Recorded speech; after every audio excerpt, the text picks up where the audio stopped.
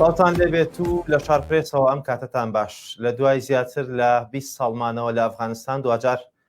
ئەمریکا بڕیاریدا سوپاکەی لە وڵاتە بکشێنێتەوە. کاریگەری کشانەوەی ئەمریکا لە ئەفغانستان لەسەر تەواوی هاوکێشە سیاسی و سەربازیەکان لە ڕۆژهەڵاتی ناوەڕاست و بە تایبەت لەسەر بارودۆخی ئەفغانستان چی دەبێت؟ ئاخۆ دەکرێت ئەمە وەکو شکستێک بۆ سوپای ئەمریکا بخوێنرێتەوە یاخود بە پێچەوانەوە دەکرێت وەکو تاکتیکێکی نوێی سیاسی و سەربازی لی بڕوانرێت؟ ئاخۆ بەجێهێشتنی ئەفغانستان بۆ بزوتنەوەی تالیبان وەک دەوترێت چارەنووسی ئەفغانستان بەرەو کوێ دەبات؟ کاردانەوەی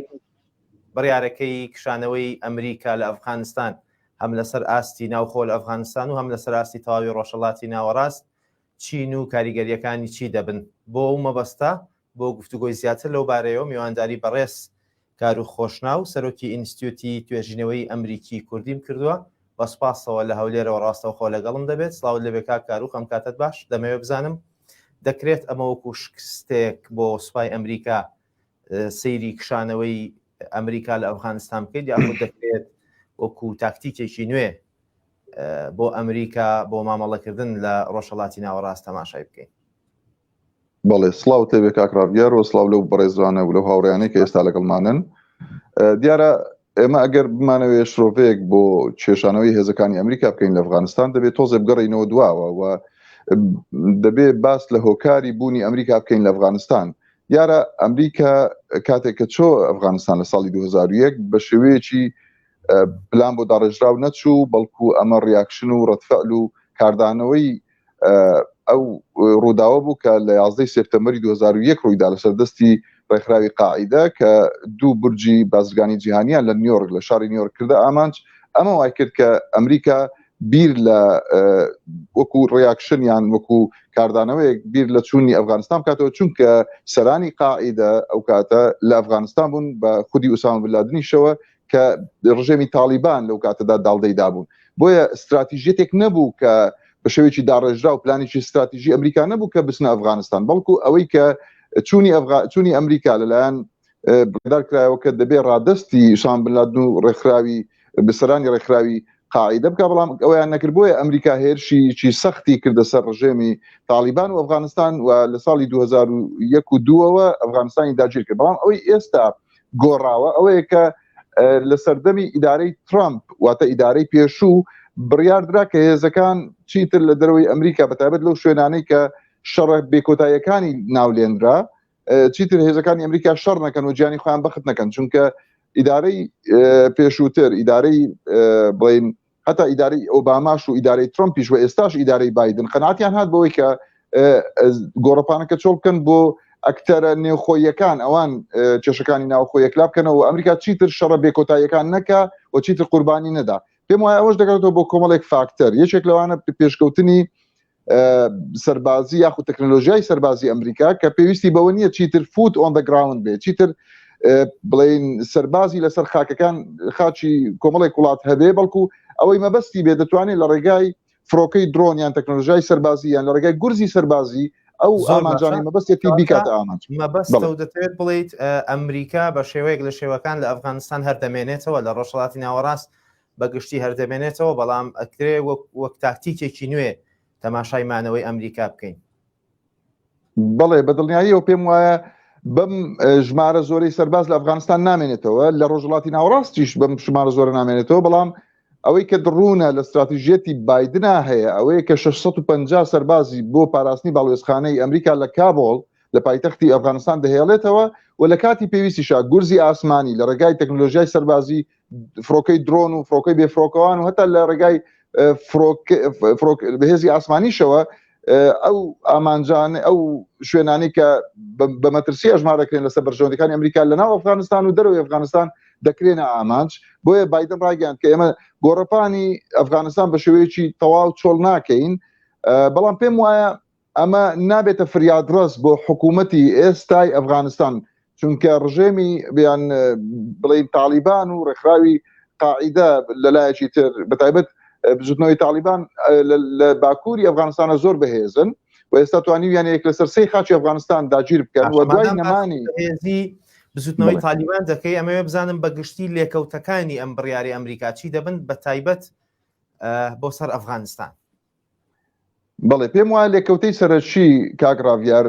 شێوەیەکی گەورە لە گۆڕپانی ئەفغانستان ڕوودەدا و شەڕی ناوخۆی لێ دەکەوێتەوە لەلایەک بڵێن بزوتنەوەی تالیبان کە لە باکوورەوە بیگراتاوکو دەگەیە شاری کابۆلی پایتەخت زۆر بەهێزن و ئێستا لە سنوورەکانی کابۆلی پایتەختن بۆیە پێم وایە ڕژێمی ئێستا ئەفغانستان یاخود ئەوانەی کە ئێستا حکمی ئەفغانستانەکەن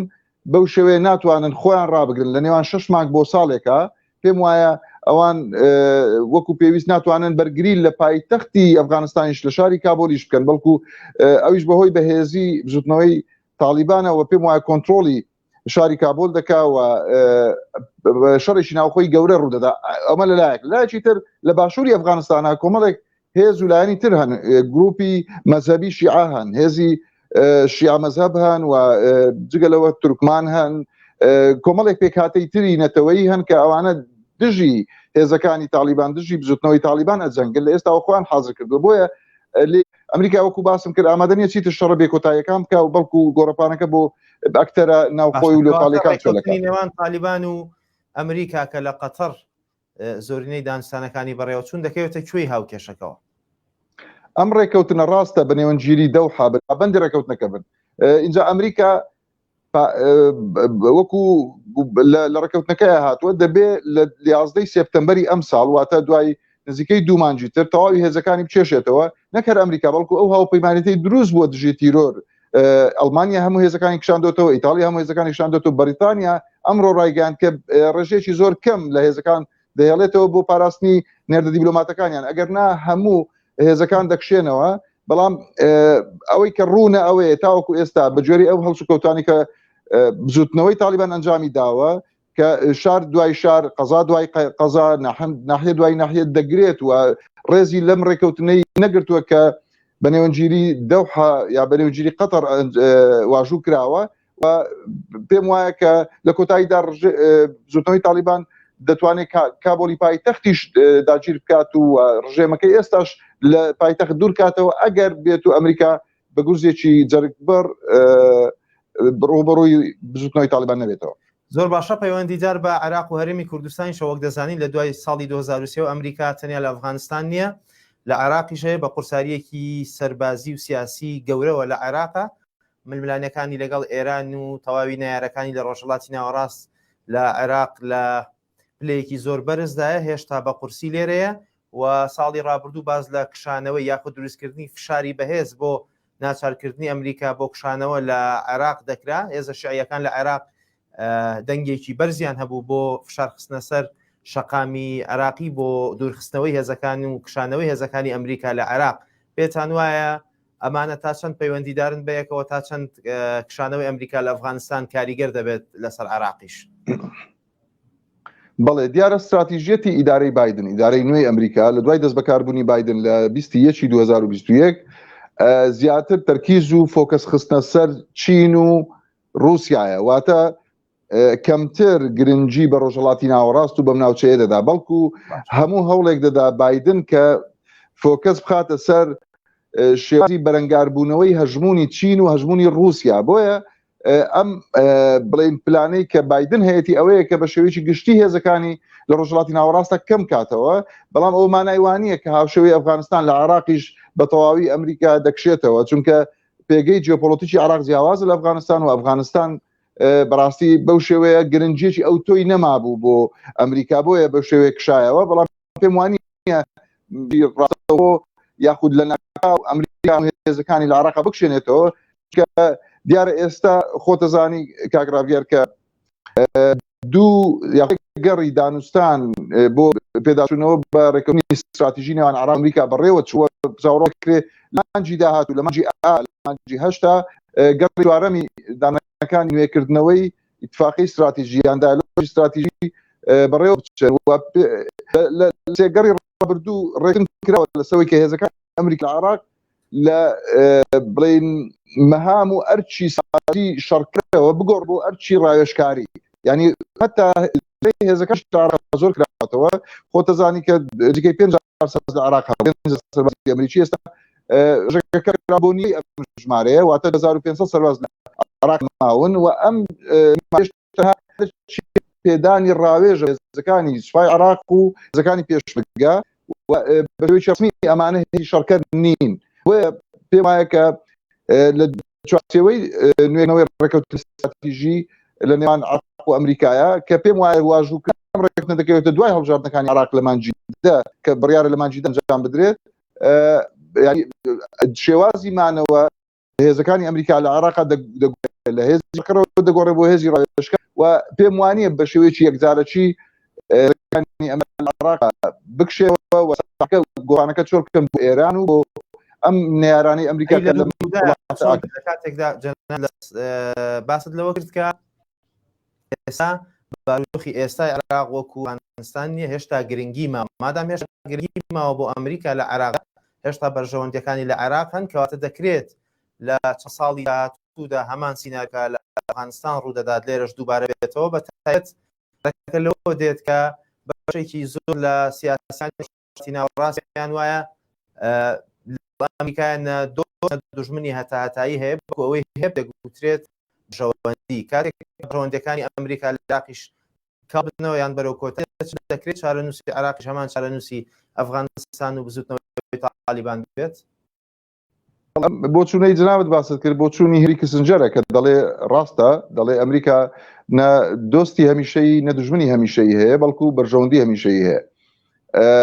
بەنسبەت ئەوەی کە ئایا عراقیش هاوشێوەی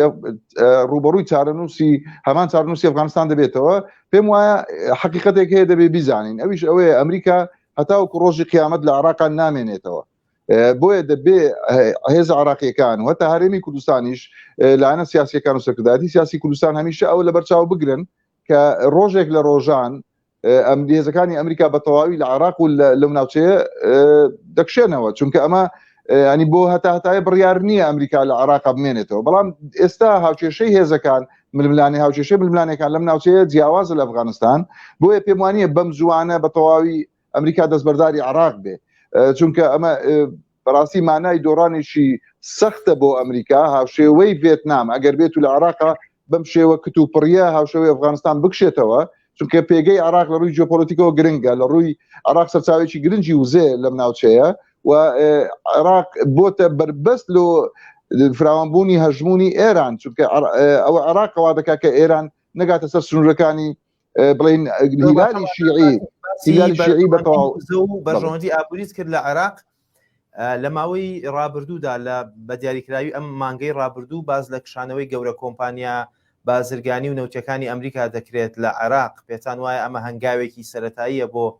کۆتایی هاتنی بەرژەوەندی ئابوووریەکانی یان کاڵبوونەوەی بەرژەوەندی ئابوووریەکانی ئەمریکا لە عراق؟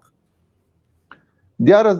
زمینەی بۆ بەرهێنان یان زمینەی بوونی هەر کۆمپانیایەکی چه ئەمریکی بێ چه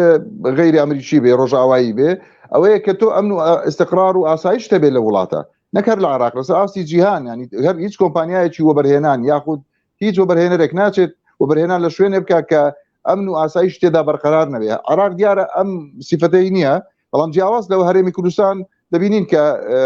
جیاواز لە ناوەڕاست و خوار و عراق هەرێمی کوردستان پێگەیەکی سەقامگیر و پێگەیەکی گرنگی هەیە بۆ وەبەرهێنەران، بۆیە دەبینین زیاتر وەبەرهێنەرەکان ڕوو لە هەرێمی کوردستانەکەن. بەڵام ئەوەی جنابەت باست کرد کێشانەوەی هەندێک لە وەبەرهێنەران و کۆمپانیەکانی ئەمریکا لە ناوەڕاست و خوار و عراق ئەو پەیوەندی هەیە بەبوونی یەکەمیان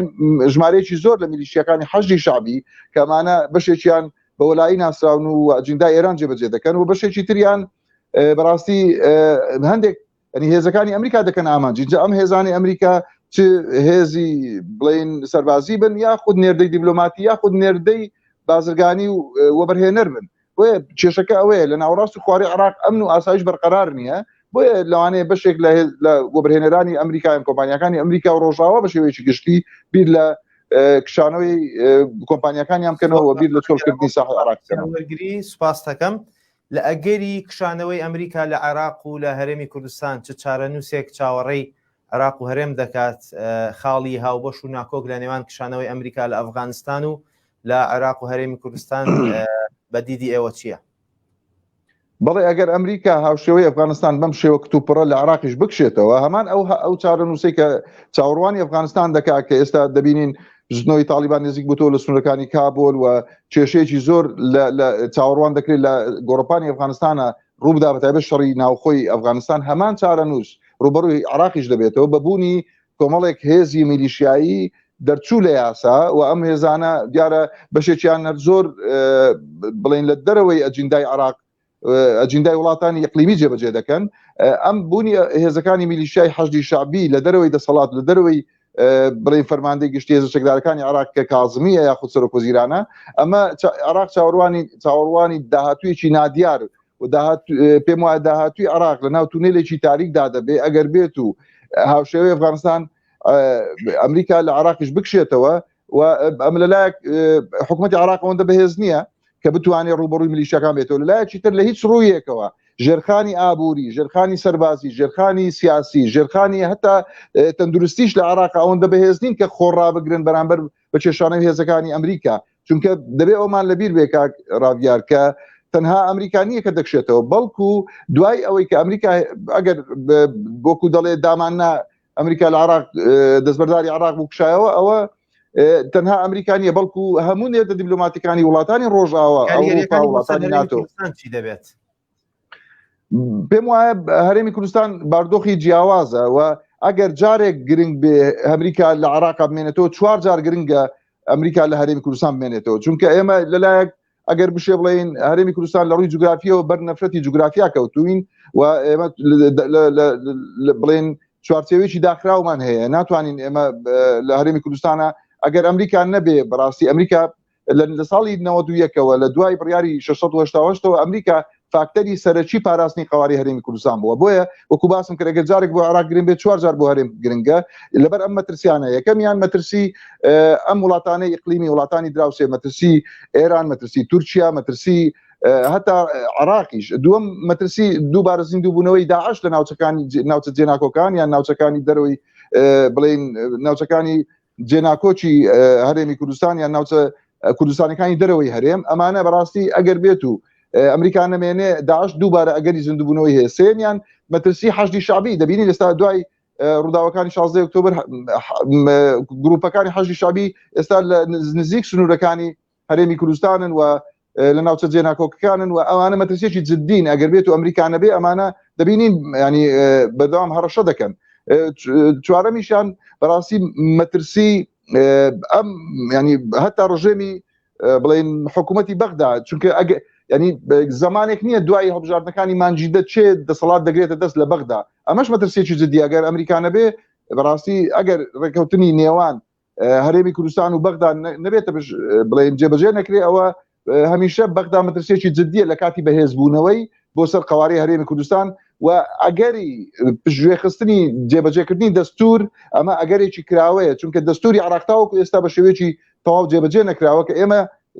وەکو کورد توانی ومانە لە هەرێمی کوردستان یاخود لە باشوور بەشێک لە مافەکانمان لەم دەستوری عراقی ساڵی 2005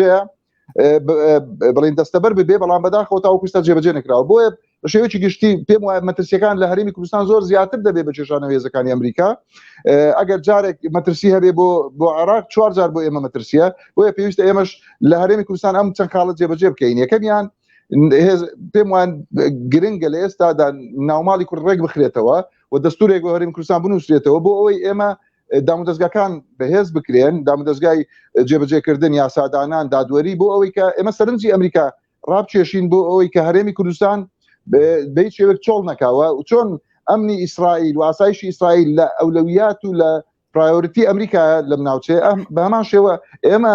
پێویستە سەرنجی ئەمریکا ڕابکێشین بۆ ئەوەی ئەمریکا بە ڕێزگرتن لە مافەکانی مرۆڤ لەم ناوچێ بە ڕێزگرتن لە دیموکراسی بە بەهێزکردنی دامودەستگاکان بە بەهێزکردنی پێگەی پێکەوە ژیان زۆر گرنگە ئەمە لە هەرێمی کوردستان و سەقامگیری هەرێمی کوردستان دەتوانین سەرنجی ئەمریکا ڕابکێشین بۆ ئەوەی بە ئاسانی دەستبەرداری هەرێمی کوردستان نەبێ ئەگەر دەستبەرداری ناوەڕاست و خواروی عراقیش ببێت زۆر سپاس بەڕێز کار و خۆشناو سەرۆکی ئینستیتوتی توێژینەوەی ئەمریکی کوردی سپاس کە ڕاستەوخۆ لە هەولێرەوە لەگەڵمان بوویت بینەرانی بەڕێز ئێوە شاد بن کاتێکی خۆش خواتان لەگەڵ بێت